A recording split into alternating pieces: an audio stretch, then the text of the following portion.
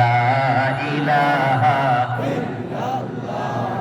লা ইলাহা ইল্লাল্লাহ লা ইলাহা ইল্লাল্লাহ মুহাম্মাদুর রাসূলুল্লাহ সাল্লাল্লাহু আলাইহি ওয়াসাল্লাম।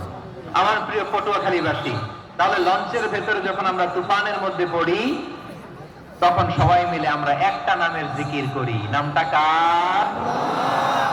মুসলমানেরাও ডাকে, হিন্দুরাও ডাকে, আস্তিকও ডাকে, নাস্তিকও ডাকে, সবাই ডাকে একজনকে। তিনি কে?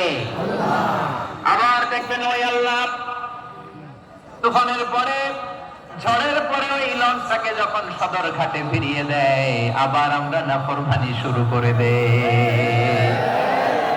সে কোথায় আল্লাহ বললেন, ফাইদা রাকিবু ফিল ফুলকি দা'আল্লাহ মুখলিসিনা লাহুদ্দিন ফালাম্মা নাজ্জাহুম ইলাল বাররি ইযা হুম ইউশরিকুন। সাগরে যখন তুফানে পড়ে আমি আল্লাহর ডাকে, আবার আমি আল্লাহ যখন বাঁচিয়ে দেয়, আবার আমি আল্লাহর সাথে শিরিক শুরু করে। আমরা কি এরকম হতে চাই নাকি? এরকম করবে?